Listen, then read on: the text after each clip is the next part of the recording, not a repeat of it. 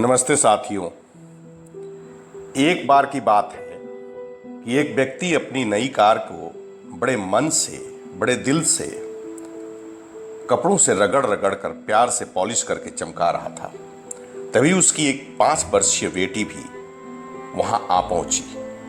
वह धीरे धीरे गाड़ी के पीछे पहुंच गई। वह आदमी अपने काम में इतना तल्लीन था, इतना मशगूल था कि उसे अपनी बच्ची दिखाई भी नहीं दी।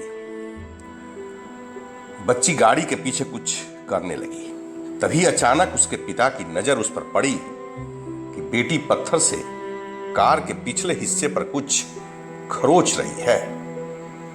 एक नई कार पर खरोच लगती देखकर पिता को इतना गुस्सा आया कि वह बेटी का हाथ से पत्थर छीनकर उसके हाथ को जोर से मरोड़ देता है, बल्कि इतनी जोर से कि बच्ची की नाजुक उंगलियां टूट जाती है। अंततः उसे अस्पताल ले जाना पड़ता है। बाद में अस्पताल में दर्द से करा रही बेटी अपने पापा से पूछती है, पापा मेरी उंगलियां कब ठीक होगी? पापा आप बोलो ना, पापा आप बोलो ना, पापा कब ठीक होगी? बोलो ना पापा। अपनी गलती पर पछता रहा इंसान, एक पिता, कोई जवाब नहीं दे पाता। उसे अपनी बच्ची की सहजता पर, सरलता पर अफसोस हो रहा था। वह वापस घर पहुंचकर कार को फिर से देखने जाता है और इस बार बड़े ध्यान से उस खरोच को देखता है। उसे उस पर कुछ लिखा सा दिखता है। ध्यान से देखा तो पाया, आई लव यू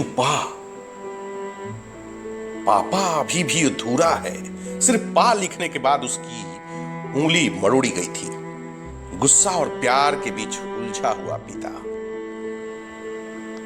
कार पर लात बरसाकर गुस्सा निकालता है। अब तो उसकी पश्चाताप और भी बढ़ जाती है। उसकी आंखें भर आती है, आंखें डबडबा जाती है और वह भावुक हो जाता है उस प्यार भरे लिखावट पर जिसकी वजह से उसने बेटी की उंगली तोड़ी थी। अब उसे सिर्फ और सिर्फ दिख रहा था, आई लव यू पापा, आई लव यू पापा, आई लव यू पापा, I love you, I love you पापा। उसने महसूस किया ये प्रेम, ये अगाध प्रेम, इसका कोई हिसाब नहीं, ये बेहिसाब है। अश्रु सैलाब बह निकले। प्यारे दोस्तों, गुस्से और प्यार की कोई सीमा नहीं होती, ये सीमा विहीन है। याद रखें, रिश्ते अनमोल होते हैं। उसमें भी बेटियों की भावना अपने पिता के प्रति काफी भावनात्मक एवं उत्कृष्ट होती है। उन्हें समझें, प्यार करें, भावनाओं को ठेस न पहुंचाएं, उन्हें बेटों से कम न समझें। सिर्फ किताबों में नारी उत्थान की बातें ना करें, इसे व्यवहारिक रूप दें।